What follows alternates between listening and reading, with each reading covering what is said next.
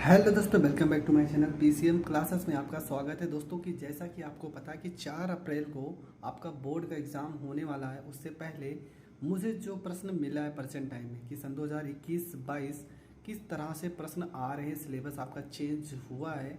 आप देख लीजिए, सन 2021 में तो पेपर हुआ नहीं था, तो 21 में किस तरह से पेपर आपका बना हुआ था वो सारा का सारा मैं आज आपको बता रहा हूँ। और सेम इसी की जैसा कि ये पेपर है, सेम ऐसे ही पेपर आपका सन 2022 में भी बनेगा।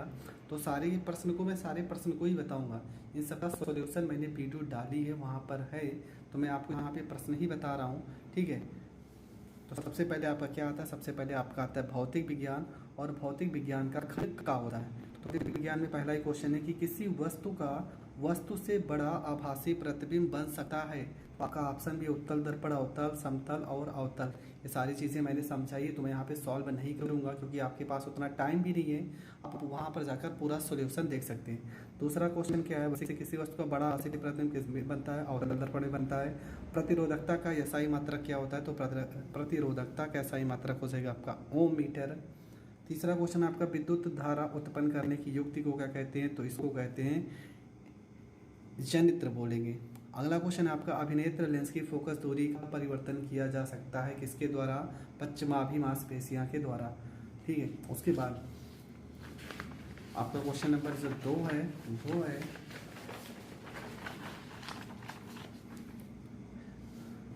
कि वाहनों में किस प्रकार के दर्पण को पश्च दर्पण के रूप में वरीयता दी जाती है और क्यों?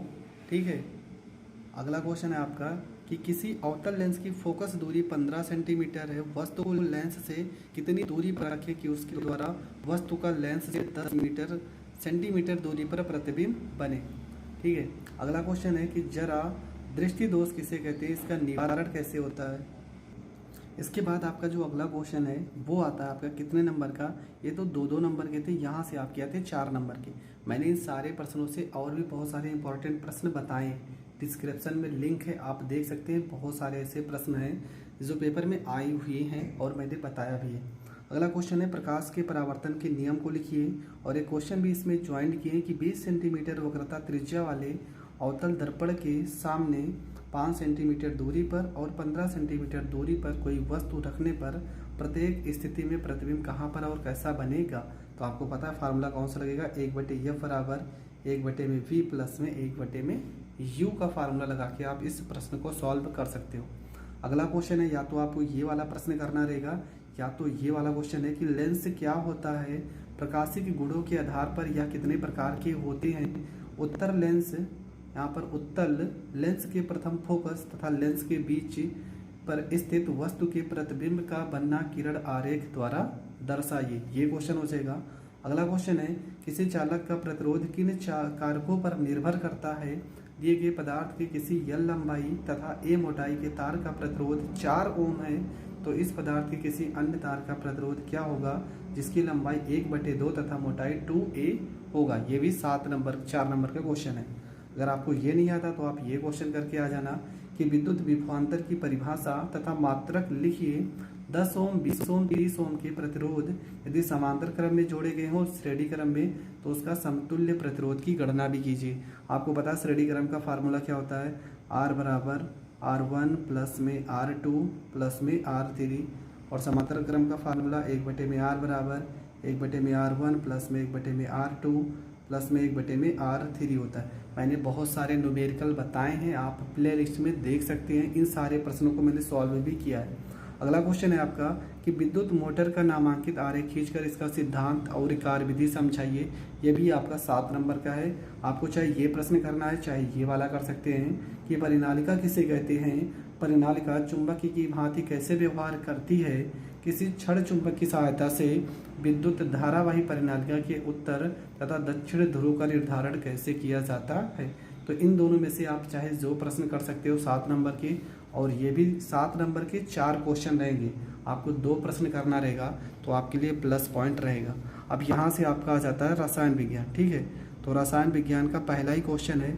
इसमें क्या लिखा है कि एक ही अभिक्रिया दी है और पूछा इनमें से कौन सी अभिक्रिया है। तो तो यहाँ पे आप देख रहे हैं जिंक है और ये कॉपर सल्फेट है। जिंक सल्फेट के साथ यहाँ पे जुड़ रहा है और कॉपर क्या हो रहा है, अलग हो रहा है। तो क्या हो रहा है, इसका अभिक्रिया पे वियोजन हो रहा है। तो कौन सी अभिक्रिया होगी, तो ये हो जाएगी आपकी वियोजन अभिक्रिया। देखते हैं अगले क्वेश्चन। अगला क्वेश्चन है कि जल की कठोरता को हटाने के लिए निम्न में से किसका उपयोग किया जा सकता है, तो विरंजक चूर्ण। इसके बाद निम्न में से कौन सा यौगिक है OH- का क्यों ब्यूटेनॉइक अम्ल हो जाएगा। रेडॉक्स अभिक्रिया से आप क्या समझते हैं, रासायनिक अभिक्रिया का उदाहरण देकर समझाइए। इसके बाद है बेकिंग सोडा बनाने की विधि और उपयोग। आधुनिक आवर्त नियम क्या है, आवर्त सारणी की किसी आवर्त में बाएं से दाएं जाने पर परमाणु त्रिज्या में क्या परिवर्तन होता है। इसमें IUPAC नेम करना है, 2 नंबर के, 1 नंबर का ये है और 1 नंबर का ये। इसके बाद 7 का ख नंबर क्वेश्चन में कि संक्षारण किसे कहते हैं, धातुओं को संक्षारण रोकने की 2 विधियां लिखिए। इसके बाद है आपका क्वेश्चन नंबर 8, निम्नलिखित पर आपको टिप्पणी करना है, 7 नंबर का है। कार्बनिक यौगिकों में प्रतिस्थापन अभिक्रिया, साबुन की सफाई प्रक्रिया को और समजातीय श्रेणी, इसमें से 3 प्रश्न हैं। अगर तीनों प्रश्न आप सॉल्व करोगे तभी आपको 7 नंबर मिलेंगे। अथवा आप क्या कर सकते हो, ये रिएक्शन कर सकते हो। एथेनॉल सोडियम के साथ अभिक्रिया करता है, या तो ये अभिक्रिया कर दो। दूसरा, एथिल अल्कोहल को 443 केल्विन ताप पर सांद्र सल्फ्यूरिक अम्ल के साथ गर्म किया जाता है, या तो आप ये कर सकते हो। मीथेन को वायु में जलाया जाता है। और अगला है एथेनोइक अम्ल एथेनॉल के साथ अभिक्रिया करता है। मैंने रिएक्शन बताए हैं, सारे रिएक्शन जो यहाँ पे लिखे हैं प्लेलिस्ट में वीडियो है, आप देख सकते हो। ये सारे के सारे रिएक्शन मैंने बताए हैं, ठीक है। और देखते हैं कौन से प्रश्न हैं। इसके बाद आपका ये भी 3 है, एथेनोइक अम्ल सोडियम कार्बोनेट से क्रिया करता है। और अगला है एथेनोइक अम्ल की सोडियम हाइड्रोजन कार्बोनेट के साथ क्रिया। अगला क्वेश्चन है एथिल अल्कोहल का क्षारीय KMnO4 की उपस्थिति में ऑक्सीकरण, ठीक है। इसके बाद आता है आपका जीव विज्ञान के कौन कौन से क्वेश्चन है। पहला क्वेश्चन है निम्न में से कौन मानव में मादा जनन तंत्र का भाग नहीं है। मादा जनन तंत्र का भाग कौन सा इसमें नहीं है, तो शुक्र वाहिका है। जीवाश्म ऊर्जा का स्रोत क्या है, तो ये कौन है, सौर ऊर्जा है। पवन चक्कियों का उपयोग किन कार्यों में होता है, तो कौन से कार्यों में, तो यांत्रिक कार्यों में। वे पदार्थ जो जैविक पराक्रम द्वारा अपघटित हो जाते हैं कहलाते हैं जैव निम्नीकरण।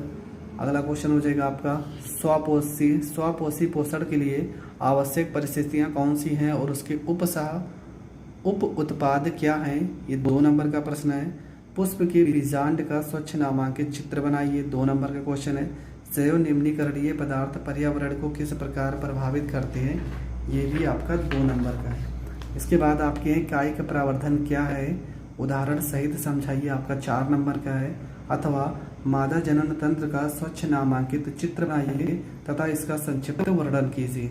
इसके बाद आता है लिंग गुणसूत्र किसे कहते हैं, मानव में लिंग निर्धारण की प्रक्रिया को समझाइए। अथवा जीवाश्म क्या है, वे जैव विकास पराक्रम के विषय में क्या दर्शाते हैं। चाहे ये कर दो चाहे ये क्वेश्चन आप कर दो। इसके बाद आता है मानव पाचन तंत्र का नामांकित चित्र बनाकर अमाशय तथा क्षुद्रांत में होने वाली पाचन क्रिया का वर्णन करना है। या तो ये क्वेश्चन आप कर सकते हो कि पादपों में परिवहन से आप क्या समझते हैं, पौधों में जल भोजन तथा अन्य पदार्थों का स्थानांतरण को स्पष्ट कीजिए।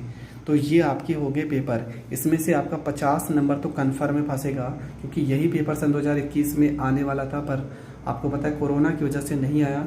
मैं ये नहीं कह रहा हूँ कि यही प्रश्न सेम आएंगे, और भी मैंने वीडियो डाली है, लिंक होगा, ठीक है। आप प्लेलिस्ट में जाइए जहाँ पर मैंने सारे इंपॉर्टेंट क्वेश्चन का सीरीज डाला है।